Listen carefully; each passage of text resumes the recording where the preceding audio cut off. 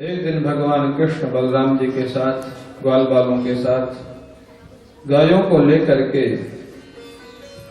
गोचारण के लिए वृंदारण्य में प्रवेश करते हैं और वृंदारण्य में प्रवेश करके विशेष रूप से आज वेणुवादन करते हैं। विशेष रूप से वेणुवादन का अभिप्राय है गोपियों के हृदय में पूर्वानुराग को उत्पन्न करना। पूर्वानुराग भगवान से मिलन के पूर्व का जो अनुराग है। और आप देखें गोपियों की विलक्षणता, उनके जीवन की शुद्धता, जिनके हृदय में प्रेम को भगवान स्वयं ही प्रकट करना चाहते हैं, वो कितने दिव्य जीवन होगा उन गोपियों का, जिनका स्मरण श्री कृष्ण बार बार करते हैं। वृंदारण्य में जाकर के उनको गोपियों का स्मरण हुआ और उनके हृदय में प्रेम को और प्रगल्भ करने के लिए, प्रशस्त करने के लिए भगवान ने वेणुवादन किया। वेणुवादन जैसे सुना, भगवान का उद्देश्य वही था। तद ब्रज स्त्री आश्रुत्य वेणुगीतम स्मरोदयम काश्चित परोक्षम कृष्णस्य स्वसखेभ्यो न वर्णयत्।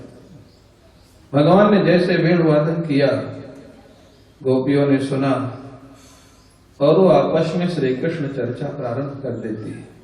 श्री कृष्ण से मिलन की इच्छा तीव्र होने लग गई, श्री कृष्ण को देखने की इच्छा तीव्र होने लग गई और यहीं से वो महाराज की विशेष भूमिका प्रारंभ होती है। महाराज के समय भी भगवान ने वेणुवादन किया है। वो वेणुवादन रात्रि के प्रवेश माने संध्या के समय हुआ है और ये वेणुवादन दिन के समय हुआ है। यहां से अगर गोपियों को हम गंभीरता से विचार करें, एक प्रेम लक्षणा दृष्टि से विचार करें, अगर गोपियों को जाना ही होता सब कुछ छोड़ के खाली बांसुरी सुन के, तो आज ही चली जाती, क्योंकि अभी तो वेणुवादन दिन में हो रहा है। रात्रि में जाने की अपेक्षा दिन में जाना ज्यादा सरल था, लेकिन एक भी गोपी घर परिवार को छोड़ के नहीं गई। अगर आप ध्यान से गोपियों के जीवन को देखेंगे, गोपियों के जैसा मर्यादित कोई नहीं होगा और गोपियों के जैसा प्रेमी भी कोई नहीं होगा। मर्यादा और प्रेम का इतना सुंदर समन्वय या तो राम कथा में भरत जी में मिलता है या कृष्ण कथा में गोपियों में मिलता है। एक भी गोपी घर परिवार छोड़ के नहीं गई। वेणुवादन तो हुआ। जो लोग कहते बांसुरी सुना और गोपियों ने घर परिवार छोड़ के चली गई, यहां तो नहीं गई, बिल्कुल नहीं गई। गोपियों को कृष्ण मिलन की लालसा तीव्र हो रही है, मिलने की इच्छा हो रही, दर्शन की इच्छा हो रही है, लेकिन मर्यादा है, कैसे जाए और भगवान को कैसा लगेगा ये भी उनको सोचना है। आपस में जब मिलन नहीं हो रहा, नहीं जा सकती हैं, तो कृष्ण चर्चा प्रारंभ करती है, उससे कुछ शांति मिलेगी।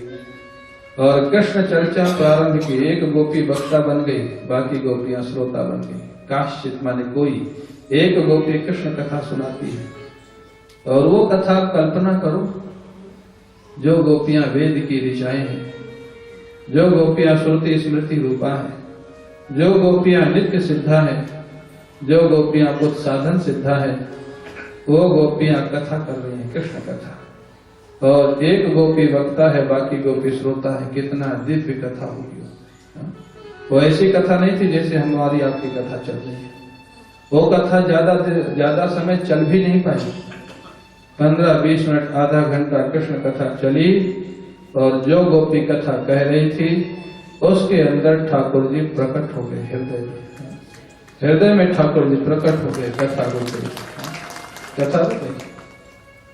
वो वास्तव में शब्द पूर्ण वही होता है जो अर्थ को प्रकट करता चले। कृष्ण नाम आवे और कृष्ण का स्वरूप रूप माधुरी सामने दिखने लग जाए, वही कृष्ण नाम पूर्ण माना जाता है। गोपी ने कथा प्रारंभ की, लिखा है।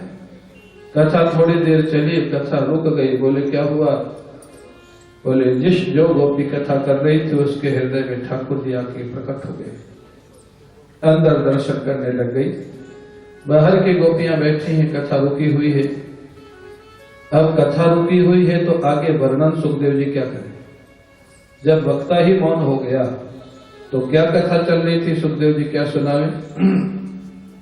सुखदेव जी सिद्ध पुरुष है, उन्होंने गोपी के हृदय में जाके देखा हुआ क्या।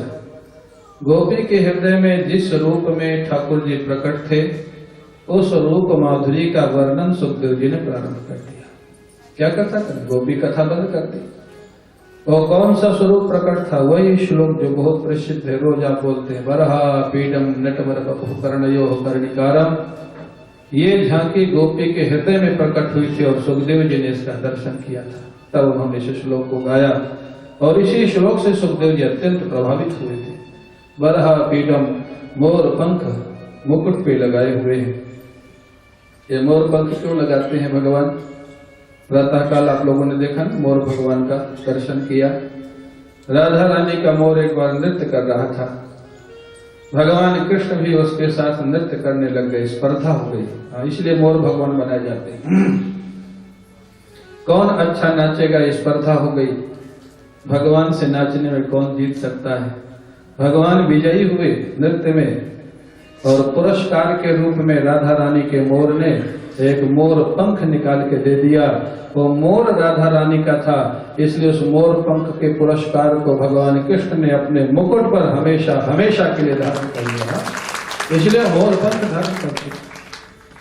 मोर पंख की कीमत नहीं है, कीमत है राधा रानी की मोर की। मोर पंख भेजा कृष्ण ने, वस्तु की कीमत नहीं है, भेजने वाला कौन है, देने वाला कौन है। प्रेमियों के जीवन में वस्तु की कीमत नहीं होती। जहाँ भगवान आ गया वहां वस्तु की कीमत क्या है। मोर पंख बरहा पीडम नटवर बपु, नट बच्चा बर बच्चा बपु। ऐसा सुंदर दिव्य स्वरूप धारण किए हुए हैं जैसे कोई नट हो या वर माने दूल्हा हो, ऐसे सजे हुए।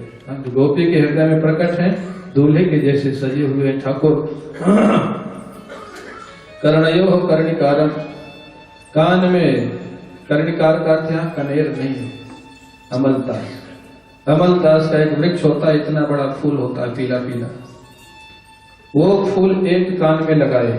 बोले एक कान में क्यों लगाए, बोले यही तो नटखट स्वभाव। एक कान में लगाए हैं और जब तीव्र गति से नाचते हैं तो वो फूल दोनों कानों में दिखाई देता है। ऐसे नटखट। कर्णयोः में द्विवचन है, कर्णिकार में एक वचन है, माने दोनों कान में एक फूल पहने हुए। बोले संभव कैसे हुआ, बोले पहने तो एक में ही हैं, लेकिन जब तेजी से नाचते हैं तो एक ही फूल दोनों कानों में दिखाई देता है। कर्णयोः कर्णिकार, विभ्रत वाशः, पीताम्बर पहने हैं, वनमाला पहने हैं, बांसुरी धारण किए हुए हैं और महाराज गायों को लेकर के स्वपद रमणात्, स्वपद रमणम स्वपदात् अपि रमणम, स्वपदात् वैकुंठात् अपि रमणम। ये कितना रमणीय है वृंदावन धाम, जहाँ वो गायों के साथ जा रहे हैं। और ये सारी लीला कहाँ दिख रही है, बाहर नहीं अंदर। गोपी के हृदय में ठाकुर जी प्रकट हो गए, गोपी के हृदय में वृंदावन धाम प्रकट हो गया, गोपी के हृदय में गैया प्रकट हो गई, गोपी के हृदय में बछड़े प्रकट हो गए, गोपी के हृदय में ग्वाल बाल प्रकट हो गए। ये है वक्ता, ऐसी वक्ता थी गोपी। बोले भगवान जा रहे हैं, स्वपदात् वैकुंठादपि रमणम वृंदावनम। अपने वैकुंठ से भी जो ज्यादा रमणीय है वृंदावन, उसमें गोचारण के लिए प्रवेश कर रहे हैं। वैकुंठ से भी रमणीय क्यों है? भगवान वैकुंठ में क्या माखन चोरी करते हैं? माखन चोरी वैकुंठ में करते हैं? मिट्टी खाते हैं? नहीं खाते। बछड़ों की पूंछ में गांठ लगाते हैं। तो ज्यादा आनंद वैकुंठ में है कि ब्रज में? वैकुंठादपि रमणम। आपने ही सिद्ध कर दिया, उनकी लीलाओं से सिद्ध होता है। मटकी तोड़ते हैं वैकुंठ में, वृंदावन भी तोड़ते हैं, गोकुल में ही तोड़ते हैं। यहाँ की लीलाएं जितनी मधुर हैं उतनी लीलाएं वैकुंठ में भी मधुर नहीं है। ये ब्रज का महत्व, ये वृंदावन का महत्व, ये सुखदेव जी वर्णन करते हैं। क्योंकि गोपी ध्यानस्थ थे, उसके हृदय में ठाकुर जी प्रकट हो गए हैं, कथा बंद हो गई है। सुखदेव जी जब तक इसका वर्णन किए, गोपी बाह्य अवस्था में आती है, बोलना प्रारंभ करती है। अब गोपी जो बोलती है इसका नाम वेणु गीत है। अरे वेणु गीत का अर्थ होता है वेणु ने जो गाया। बोले नहीं, यहाँ उल्टा है। वेणुम आश्रुत्य गोपी भी यद गीतम तद वेणु गीतम। वेणु को सुन करके गोपी के हृदय से जो भाव निकले उसका नाम वेणु गीत। वेणु को उद्देश्य करके। और ये वेणु का प्रवाह कैसा होता है? सामान्य नदी के प्रवाह में कोई पड़ जाए तो धारा जिधर जाती है उधर ही व्यक्ति बह के जाता है। वेणु का प्रवाह उल्टा है। वेणु के प्रवाह में कोई पड़ जाए तो धारा जिधर जाती है उधर नहीं जाता, धारा जिधर से आ रही है उधर उल्टा जाता है। ये वेणु कहाँ बज रही है पता लगाओ, उधर भागेगा। उल्टा प्रवाह माने भगवान का रास्ता दुनिया के रास्ते से उल्टा होकर चलता है। वेणु का प्रवाह ऐसा है। सखी जैसे बाह्य अवस्था में आती है, दूसरी सखी से कहती है क्या उद्देश्य क्या है जीवन का गोपियों? अक्षरवतां फलमिदं न परं विदामः सख्यः पशूननु विवेशयतोर्वयस्यैः वक्तं व्रजेषु सुतयोरनुवेणुजुष्टम् यैर्वा निपीतमनुरक्तकटाक्षमोक्षम्। अरे गोपी, अगर मनुष्य जीवन मिला है और ये नेत्र मिले हैं, इन नेत्रों का साफल्य क्या है? जागृत अवस्था में इन्हीं नेत्रों से श्री कृष्ण बलराम का दर्शन हो जाए तभी ये नेत्र सफल है। अन्यथा ये नेत्र मोर पंख के जैसे। मोर पंख में भी एक नेत्र का निशान होता है। मोर पंख के जैसे जागृत अवस्था में इन्हीं नेत्रों से श्री राधा कृष्ण का दर्शन हो जाए, श्री कृष्ण बलराम का दर्शन हो जाए। सखी, अभी यहाँ प्रश्न उठता है, हमारे आपके लिए तो ये बात ठीक है, क्या उस गोपी को दर्शन नहीं होता था? रोज तो दर्शन होता था, प्रातः काल दर्शन होता था जब गोचारण के लिए जाते थे, गोचारण करके आते थे तब भी दर्शन होता था, लेकिन दर्शन से तृप्ति नहीं होती थी। भगवान का दर्शन थोड़ी देर के लिए सुबह शाम होता था। गोपी कहती है ये नेत्र सफल तभी है जब हमेशा हमेशा के लिए ठाकुर का दर्शन हो जाए।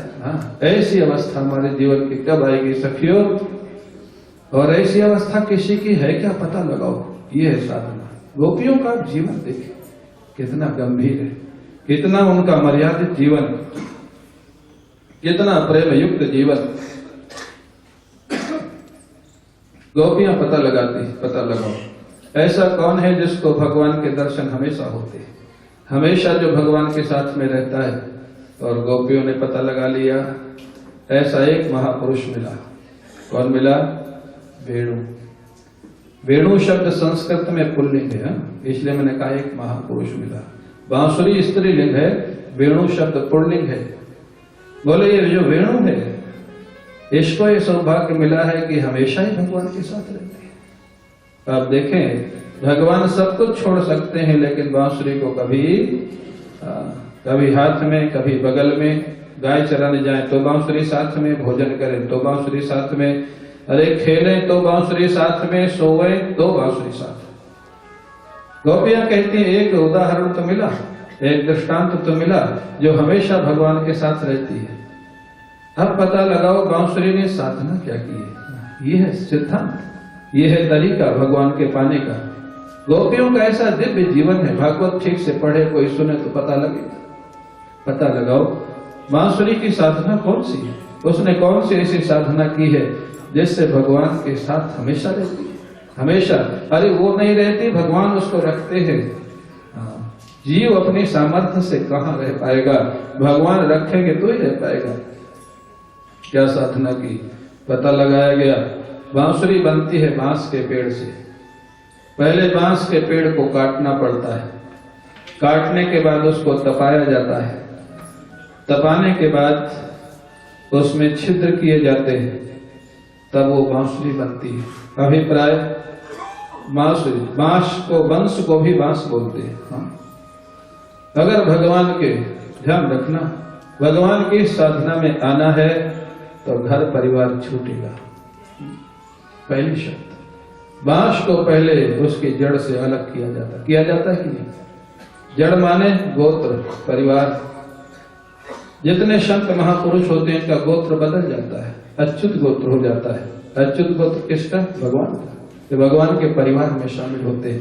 पहले जड़ काट दी जाती है, माने घर परिवार समाज ये छूटेगा। ध्यान रखना, भक्ति प्रारंभ में बड़ी अच्छी है, लेकिन जब भक्ति प्रेम लक्षणा रूप लेती है ये तोड़ देती है जीवन को। घर परिवार छूट जाएगा, व्यापार छूट जाएगा, सर्विस छूट जाएगी, पागल के जैसे हो जाओगे। अगर उसके लिए तैयार नहीं हो तो ज्यादा मत आना, थोड़ी दूर दूर रहना। अगर उसके लिए तैयार नहीं, पहले जड़ कटेगी, बांस कटेगा, उसके बाद तपाया जाएगा। लोग कुछ ना कुछ बोलेंगे, संताप होगा, उसी का नाम है तपना, उसी का नाम है तपस्या। जो कोई कुछ भी बोले उसको सहते जाना और भगवान की साधना करते जाना, यही है तपाना। तपाया जाएगा, उसके बाद छेद किए जाएंगे, छेद अंदर से खाली किया जाएगा। माने जो दुनिया और संसार तुम्हारे हृदय में भर गया है उसको निकाला जाएगा। उसके बाद भी लोग चित्रान्वेषण करेंगे, कुछ ना कुछ कमी खोजेंगे, बोलेंगे हाँ देखो, हाँ जीवन में ये किया, अब भगत जी बने, अब महात्मा जी बने, अब सन्यासी हो गए, हाँ सारा कर्म करके अब सन्यासी बन गए। ये लोग चित्रान्वेषण करेंगे, चित्रान्वेषण। ये सब इस रास्ते की, हाँ महाराज रास्ते की सब एक एक स्टेशन है, समझ लो।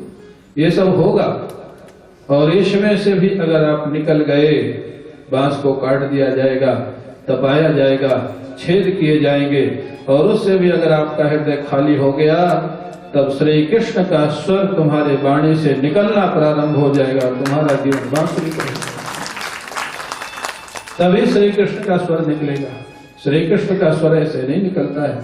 बड़े बड़े महापुरुष जब बोलते हैं, वास्तव में उस समय वो नहीं बोलते, उनके अंदर से ठाकुर बोलता है, भगवान बोलते हैं। हमारे गुरुदेव को जिसने सुना है, लोग कहते थे महाराज ऐसा लगता था जैसे साक्षात भगवान कृष्ण आकर के बोलते। अभिप्राय, लेकिन वो अवस्था, ये सारी शर्तें उन्होंने देखा, गोपियों ने, बांसुरी ने ऐसी साधना की है, तब इसको भगवान का सानिध्य मिला है। हम लोग भी ऐसी ही साधना करेंगे। अरे देखो तो सखियों, ये ब्रज के गैया, ये बछड़े, ये घास छोड़ करके, खाना छोड़ करके बांसुरी सुन रहे। ये ब्रज के पक्षी कलरव छोड़ करके बांसुरी सुन रहे। ये गिरिराज जी जो जड़ है वो चैतन्य हो गए, जो चैतन्य हो जड़ हो गए, ये बांसुरी का प्रभाव। पक्षी और पशु पक्षी चैतन्य थे, वो जड़वत खड़े। गिरिराज जी पहाड़ हैं, जड़ हैं, उनकी आंखों से अश्रुपात हो रहा है, झरने बह रहे हैं, अश्रुपात हो रहा है। अरे यमुना जी निरंतर प्रवाहित रहती हैं, ये बांसुरी सुन करके नृत्य कर रही, भंवर पड़ रही यमुना जी, ये नृत्य कर रही। सारा संसार कृष्ण की बांसुरी से पागल हो गया है। हरि सखियों, हमें गोपियां एक ऐसी हैं जो कृष्ण के प्रेम में अभी पागल नहीं हुई। हमको भी अब वो साधना करनी होगी जो बांसुरी ने किया है। ऐसा निर्णय किया गोपियों ने, और ये गोपियों के हृदय के उद्गार का नाम है वेणु गीत। इसका नाम वेणु गीत। गोपियों के हृदय के जो उद्गार निकले, और उद्गार निकले ही नहीं, उद्गार निकलने के बाद गोपियां लग गई साधना में।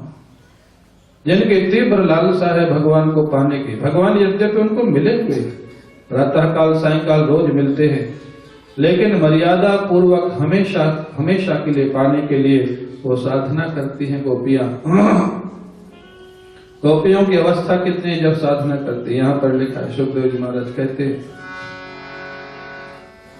हेमंते प्रथमे मासे नंद ब्रज कुमारिका चेरुर्हविष्यं भुञ्जानाः कात्यायन्यर्चन व्रतम्। नंद ब्रज कुमारिका, नंद बाबा के ब्रज की जो कुमारी कन्याएं हैं, कुमारी, और संस्कृत में कुमारी शब्द का प्रयोग होता है 5 वर्ष तक की कन्याओं के लिए।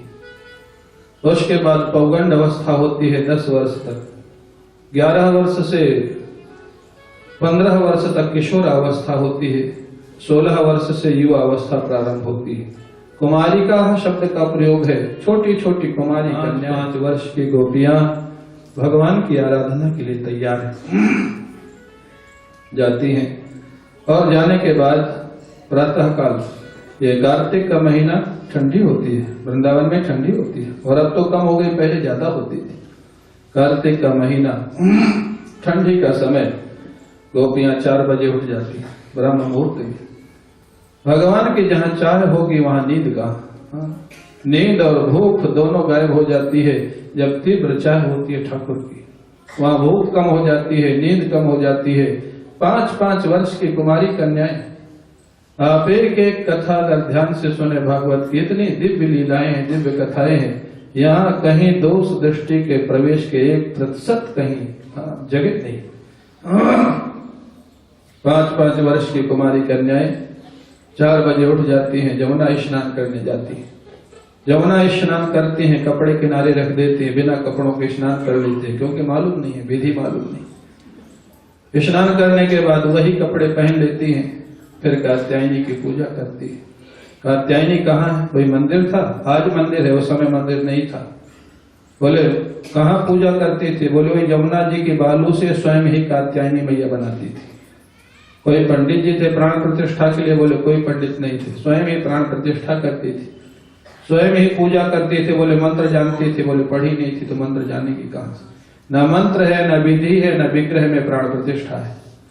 लेकिन ऐसा दिव्य भाव है गोपियों का, रोज प्रार्थना करती है, रोज पूजा करती है, और पूजा करते करते एक ही वरदान पूजा के बाद रोज मांगती है, एक ही वरदान मांगती है। क्या मांगती है?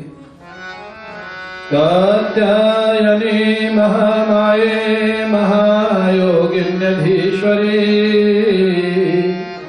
नंद गोपसुतं देवी पतिं मे कुरुते नमः।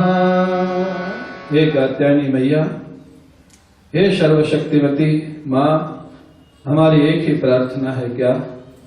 हमारा जितना भी पूजन पाठ है, हमारी जितनी भी सेवा है, इससे अगर आप प्रसन्न है तो हमको जो नंद बाबा का लाला है, नंद बाबा का छोरा, ये नहीं जानते कि वो भगवान है, ये है प्रेम की पराकाष्ठा। भगवान मान के प्रेम किया तो ऐश्वर्य भी आ जाएगा ना। भगवान है उनको पता नहीं है, जो नंद बाबा का लाला है वो हमको पति के रूप में प्राप्त हो जाए, ऐसी प्रार्थना है हमारी, ऐसी कृपा करो कात्यायनी मैया। 1 महीने तक पूजा की और एक ही वरदान रोज मांगा, एक निष्ठ है।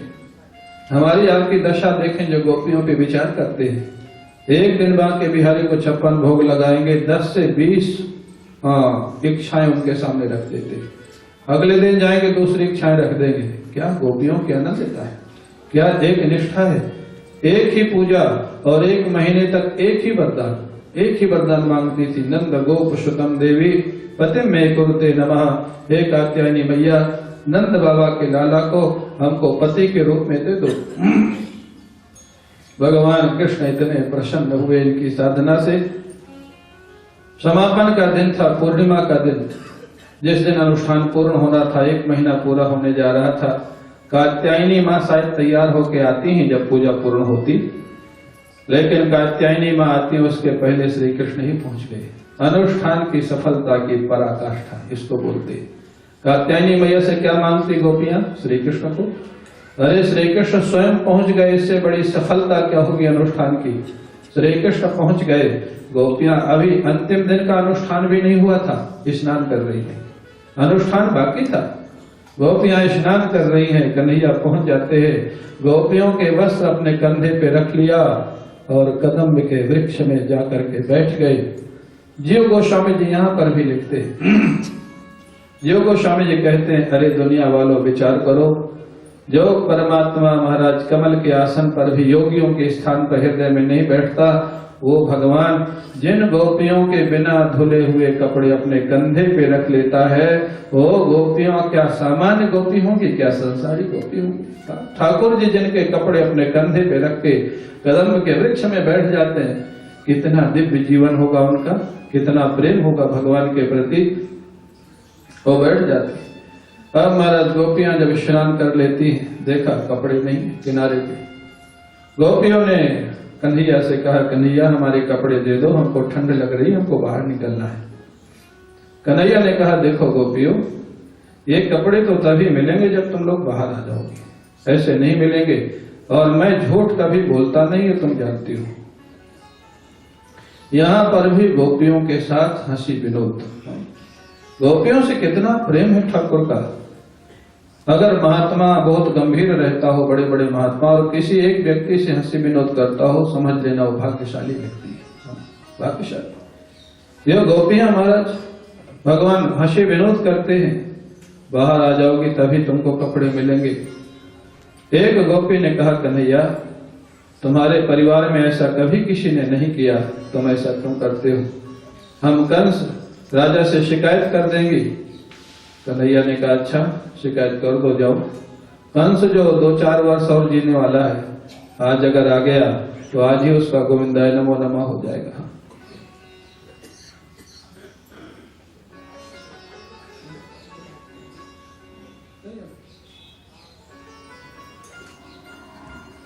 जाओ शिकायत कर दो। गोपियों ने कहा, नहीं नहीं नहीं। दूसरी गोपियों ने कहा, नहीं हम शिकायत नहीं करेंगे कन्हैया, ये जीवन तो हमने तुम्हारे लिए दिया है, तुमको पाने के लिए तो हमने अनुष्ठान किया है, ये जीवन तुम्हारा है, हम तुम्हारी शिकायत क्यों करेंगे लाला? जहां ये गोपियों ने कहा ये जीवन तुम्हारा है, ये जीवन हमने तुमको समर्पित कर दिया है, यही से चीर हरण लीला का प्राण, यही गंभीर है, ये जीवन तुम्हारा है, तुमको समर्पित किया है कन्हैया। कन्हैया ने इसी बात को पकड़ा और उनसे वापस प्रश्न पूछा, भवत्यो यदि में दास्यः मयोक्तम व करिष्यते, यदि तुमने ये जीवन मेरे को समर्पित किया, यदि शब्द लगा। जो लोग कहते हैं जबरदस्ती किया, भागवत में ऐसा नहीं लिखा, कोई जबरदस्ती भगवान ने नहीं किया है। भगवान ने कहा कि अगर ये जीवन तुमने मेरे को दिया है तो ये जीवन मेरा हो गया, अब मैं जैसा चाहूं वैसा जीवन को चलाऊंगा। आपने अपनी गाड़ी किसी को डोनेट कर दी, अब उसकी मर्जी है वो गाड़ी को रखे या चला ले, उसकी सफाई